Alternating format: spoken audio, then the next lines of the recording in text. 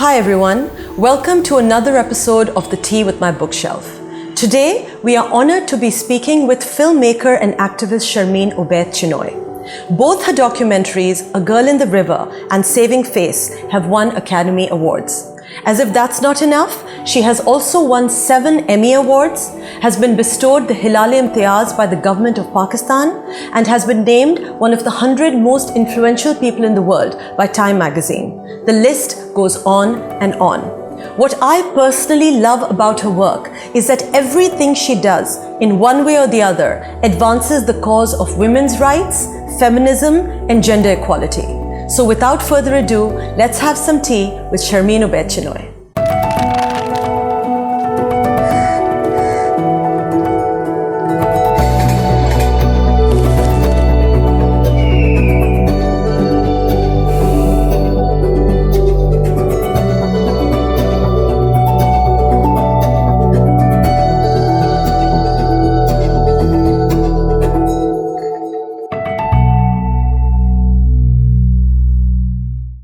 Hi Sharmeen. Hi. Thank you so much for coming and speaking with us. And I know you're not at liberty to talk about Miss Marvel, but I'm like really containing my excitement. So I will ask you, what was the experience like? I mean, if you can tell me like even a holistic view, and how important do you think the fact that there's so much representation now? So let's talk about that if you can. You know, I've spent the better part of 2 decades now being a documentary filmmaker. And when Miss Marvel came around, I thought it was very important to tell this story because representation really does matter. To have a brown girl from New Jersey to be a superhero in the Marvel universe will mean so much to so many minorities around the world who will see a reflection of themselves in her. And the experience of making Miss Marvel was just that. It was exhilarating and liberating to be part of a team that told the story of the very first brown superhero who is also female and whose roots are from Pakistan. Amazing. Like brown girl representing, that's amazing. And do you think BLM kind of gave this impetus because we're seeing a lot more inclusion all of a sudden? It's like a burst of inclusion. I don't know if you've seen Bridgerton, and I just finished it, so I'm on that Bridgerton high also. And initially I was a bit apprehensive about, you know, kind of a Regency drama with brown girls, but it just worked. Look, superheroes have traditionally been white. Okay? And I think that Black Panther really changed everything. So true. Because it was a watershed moment for filmmaking. Where because of the box office hit of Black Panther, there was a realization that there can be superheroes of all shades. So true. And I think that that's what encouraged you know, people to begin to think about creating content that resonated with a wider audience. 100%. And I think that that's the genesis of taking Miss Marvel from comics onto the screen. Okay. And so do you think there's going to be like this whole, I mean, this amazing stuff that you're doing and you're representing so many people, do you think it's going to filter down into other women, especially Pakistani women, wanting to be filmmakers, which is not usually their go-to profession of choice? I think that it's important to have role models that you can aspire to become. When I was growing up in Pakistan, I couldn't say that there were female filmmakers that I could look up to. And why is the reason do you think that is? I think that filmmaking has been traditionally male-dominated because of the world that it inhabited. And I think that digital broke that because when it was still on film, there was a different sort of world. But when you broke it into digital, you eliminated the barriers of entry. So anybody with a digital camera could become a filmmaker. Absolutely. And that is what I think changed for women. You no longer needed to raise a lot of money. You no longer needed to be even part of the film world. You had an idea, you got a digital camera, you got the people together and you made a film. Then came cheaper digital cameras. Then came the mobile phone. And now anybody can be a filmmaker anywhere. And so when you remove barriers of entry for women, it automatically makes it easier for them to come into the field. And I think that there are so many young women now who see women in film in Pakistan. You know, there is Mehreen Jabbar, there is Sabiha Sumar, you know, there is Meher Jafri, there is Anam Abbas, Haya Fatma. There are so many women who are female filmmakers. And now. Right now you are supporting a slew of them, right? You've started a program. Absolutely. Yeah. That I think that more and more women have to be encouraged to come into film. Yeah. And the reason that Patakha Pictures was born, which is my new sort of enterprise, is because when I was young and a filmmaker, I didn't have a platform in Pakistan. You didn't? And that's why I started making films outside of Pakistan, because I didn't want to make traditional dramas. You know, and if you don't want to make traditional dramas, where does your funding come from? And so Patakha Pictures was born out of a need to give back, to be able to provide mentorship and funding. Amazing. So that the next generation of filmmakers can find a way to make their films, at least their first films. And then once they have that as a resume, they can go out and raise money. Absolutely. But to make your first film, you need mentorship and you need money. Yeah. And we will be providing you that. That's amazing. And what are the cultural barriers against this, or what have historically been the cultural barriers against this? Especially in the, maybe the upper classes, obviously they're more liberated and now everyone's woke and I mean things are changing for the better. But in the, you know, the other stratas of society, how do we pull women from those areas? So we have been running a program for the last year in southern Punjab, working in Muzaffargarh, Bhavalpur, Multan, and working with young girls who are between the ages of 12 and 16 with an organization called Idara-e-Talim-o Agahi. And we have been teaching them to become filmmakers. Wow. So we send a team out. They work with the young girls to teach them about sound, filming, framing, lighting. Then they do field exercises with them and we create short films. The only way to encourage girls to become filmmakers is to show them how to become filmmakers. Interesting. And also to say that there is a way that girls can earn a living. There are many types of filmmakers. The economic incentive. Exactly. Yeah. So if you live in Muzaffargarh and Multan, you may not have the opportunity to make documentary films or narrative films, but why don't you make wedding films?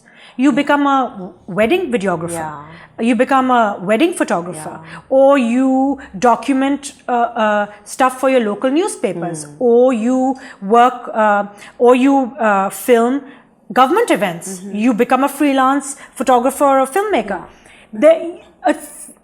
You have to change the way people see film, because you have to begin to say that you can earn a living. It is extremely hard in Pakistan to earn a living through film, because we don't really recognize. I always say that filmmakers are probably the bravest people that exist in this country. We should all get a medal, because people are selling their land, people are taking out loans, people are begging, borrowing to be able to make films, which this infrastructure doesn't support. We don't have enough cinemas in Pakistan. We don't have enough avenues for people to earn their money back. So why would they invest in it? It's just for the love of it. Exactly. And the passion. And we have to change the entire ecosystem around filmmaking. We have to change the way we fund films. We have to change the government policy, which is non-existent right now on film. We have to involve tax subsidies. We have to set up institutes that actually teach filmmaking, as opposed to taking money from students and teaching them nothing. Okay, makes a lot of sense. And do you think that there's a danger when you're looking at a huge class differential or an economic differential, and especially when you're trying to impose, especially the white feminists trying to impose feminism on women of color? And it's called, trickle-down feminism, where the top brass is making grassroots decisions without actually knowing what those grassroots issues are. So how do you kind of combat that? And how do you impose the correct feminism for that particular group or that particular demographic? I think it's very important when you're a filmmaker to work with local communities and to understand and embed yourself in those communities to understand what their issues are. We know that the women who come from economically marginalized groups are unable to tell their own stories, but yet their voices should be amplified. So instead of not telling their stories, let us be allies in telling their stories. Let us spend time with them. Let us understand what their needs and wants are, and then let us tell their stories. Because essentially, we all want the same thing. Of course. We want an education. We want rights. We want to ensure that there's safety for our girls. We want to be able to make decisions on where we study, how we study, when we are married, how our marriage is, divorce, inheritance, all of these things we want a say in. So I think that when you strip all the labels down, all women everywhere in the world, white, black, orange, brown, whatever you are, you all want the same thing. Women all want to be free of harassment. Women all don't want domestic violence. Women all want to be economically able to stand on their own 2 feet. So once you strip away all the labels and you see the needs and the wants as the same, then it's about making sure that the stories are told in a manner where the privacy of the women, their hopes and dreams are amplified, yet safeguarding their space in the community. Absolutely. And so you think like being like a brown woman kind of representing all of this to a white audience, you didn't feel that white savior complex or that orientalist perspective came into play when you brought kind of your issues to the fray? I don't think so, because for me, my experience has always been this. All the issues that I worked on are universal issues. Okay. So when we talk about violence against women, it exists in Australia, it exists in the United States, it exists in Pakistan. In the United States, domestic violence, partner violence, where your father or your brother or your husband or your boyfriend does violence, is called murder or it's called assault. In Pakistan, it's called honor killing. But it's exactly the same thing.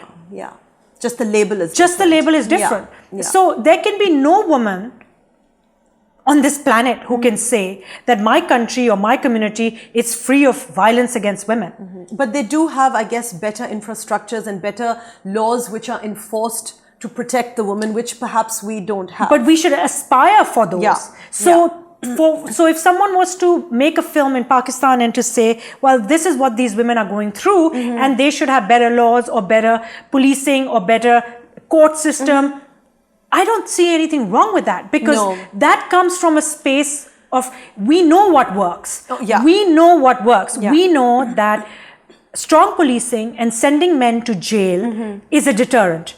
So, if a man in a village in Pakistan beats his wife, and the man who lives next door sees him beating the wife, and the man next door sees, and there are no repercussions, it'll fester. But don't you think that's exactly what's happening right now? Absolutely.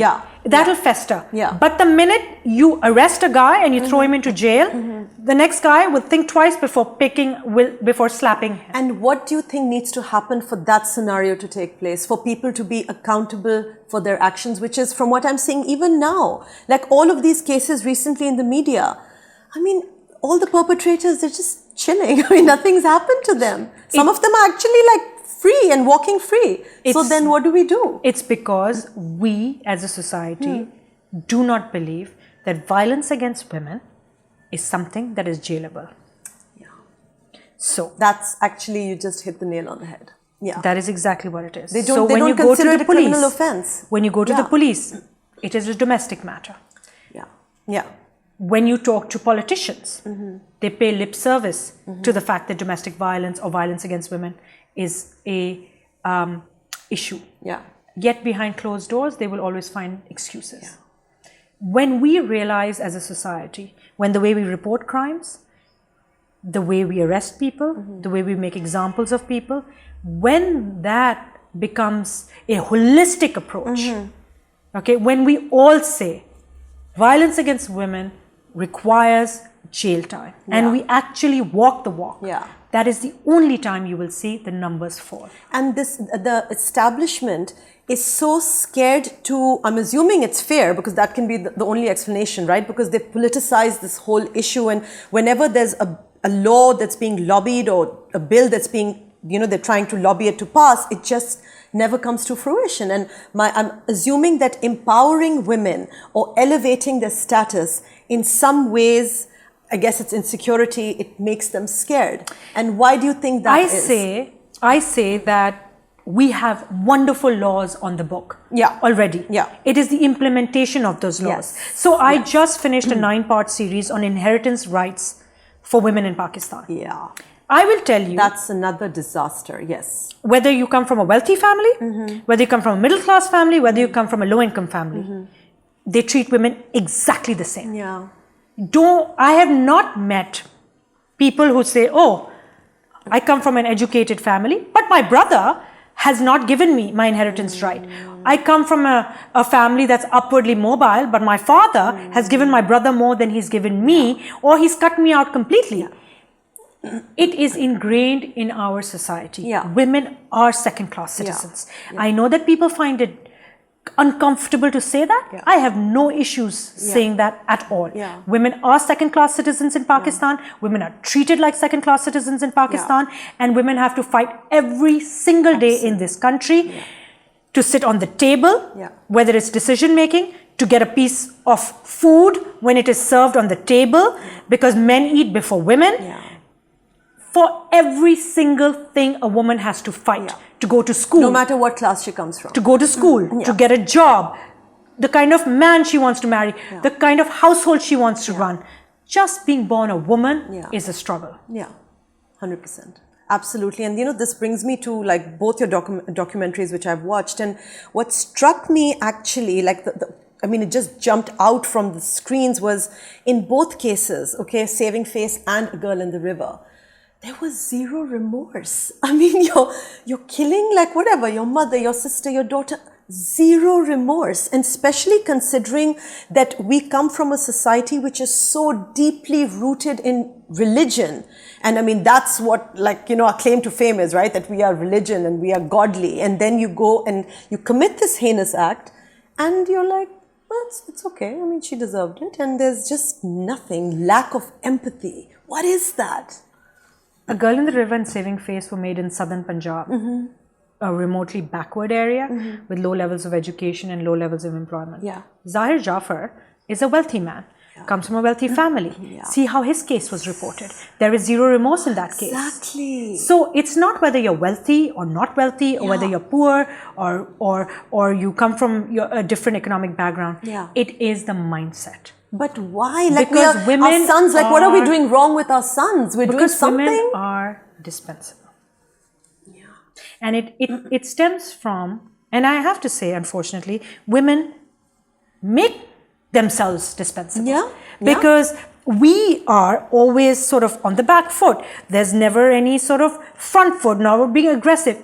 If you think that 52% of Pakistan's population, which is roughly what the census is saying now, are women. If we decided that we wanted our rights, if our vote bank counted, if we actually said, give this to us, otherwise we're not moving forward, do you think that anybody would be able to hold us back? No. We hold ourselves back. So why are we not able to unite and engender this for ourselves? You know why? Because from the time you're a little girl, you are told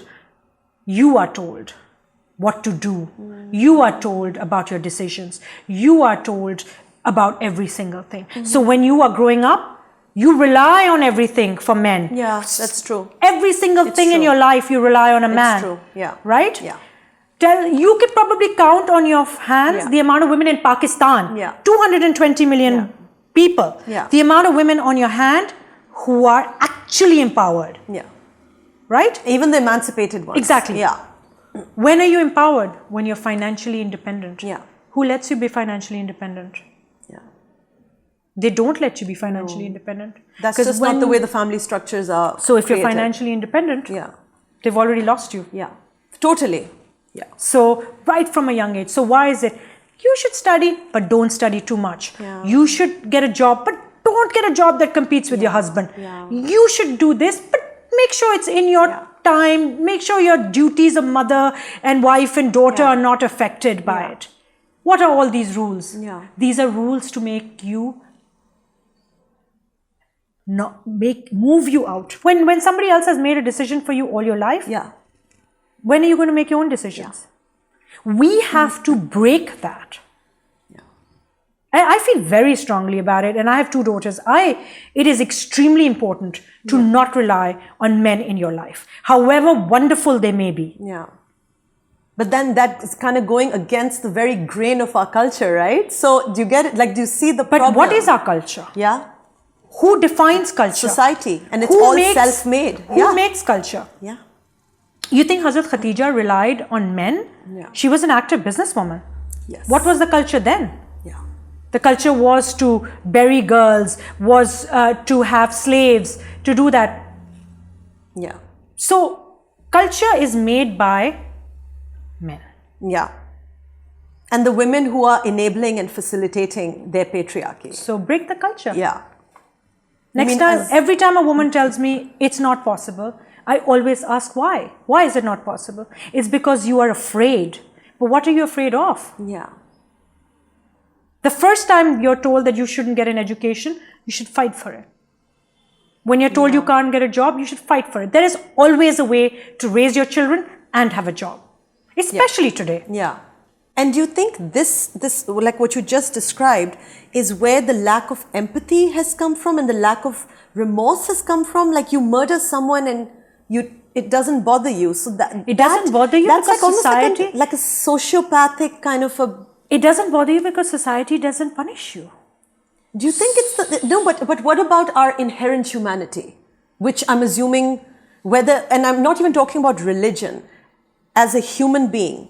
Everyone has, even someone who's like an agnostic, even some tribal guy, they'll have that inherent humanity. Why didn't I see that in both your films? Why wasn't that because there? It was like an absence of empathy in both those films. Because if someone has lived in darkness, you cannot expect them to know what light is like. Interesting.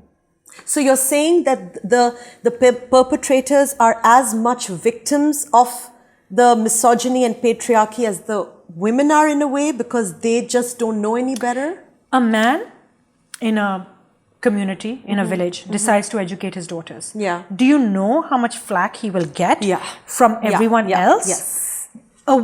I was filming in a anti-terrorism unit in Naushera in KPK, and all these wonderful, strong Pathan women were coming from these villages, and I was like, how are your fathers, brothers allowing you to work here and be part of this anti-terrorism squad?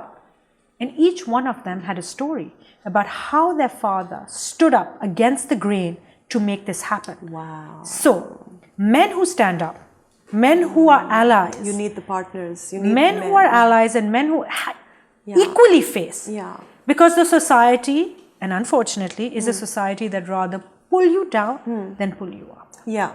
So when they say, oh, his daughters are studying, must put pressure on him to not do that, because now his daughters will influence our daughters. Absolutely. And if enough women start studying and enough women start working, hamara kya hoga? Hamara kya hoga? Yeah. I mean, if you go online and you read some of the testimonies, which I do on a daily basis, that appear on social media by young women today, essentially men are marrying women to make them glorified maids at home.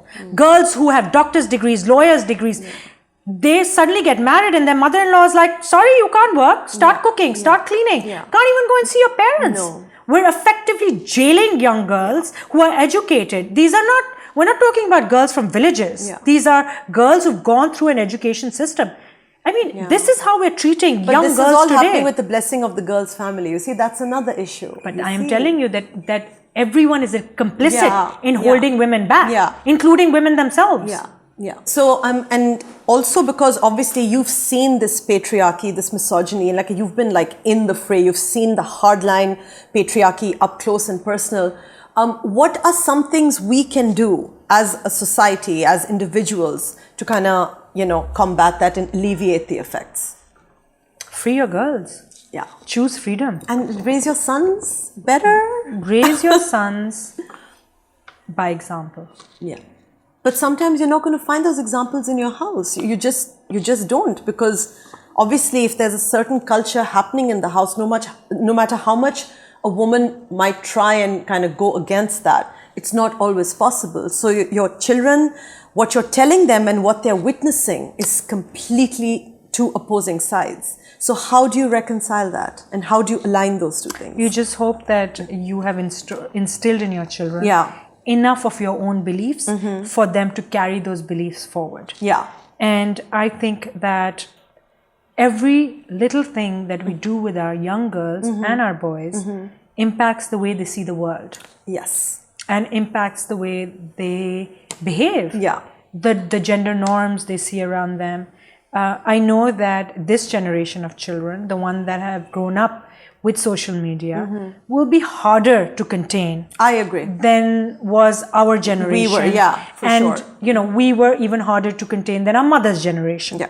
So I would say that between our generation and our children's generation, we've leapfrogged at least 50 years. For sure. Where they see something and they will say that is not right. Yeah, they're not having it. I agree. And we just have to make sure that when they say that this is not right, someone has their back. Amazing. Okay, and I know you're working on multiple projects. Can you tell us a bit about what to expect in near future?